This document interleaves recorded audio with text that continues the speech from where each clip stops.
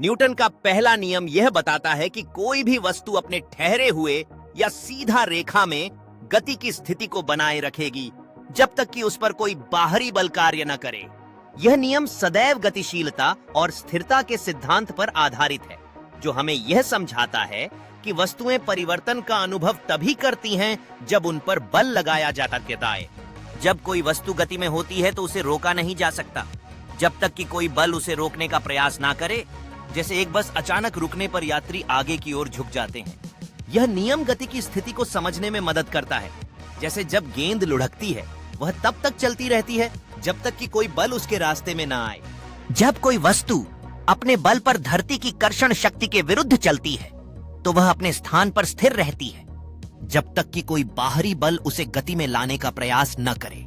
Newton का पहला नियम हमें बताता है कि स्थिरता और गति का संबंध मजबूती से एक दूसरे से जुड़ा हुआ है।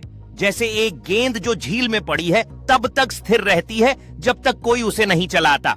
यह सामान्य ज्ञान का हिस्सा है कि किसी भी वस्तु को गति में लाने के लिए बल की आवश्यकता होती है। जैसे जब बच्चे खिलौने की कार को धक्का देते हैं तो वह चलती है। जब एक भारी वस्तु को स्थानांतरित करने के लिए पर्याप्त बल नहीं लगता तो वह अपनी स्थिति में स्थिर रह जाती है। जैसे कि एक भारी बक्सा तब तक नहीं हिलता जब तक कि उसे पर्याप्त धक्का न दिया जाए।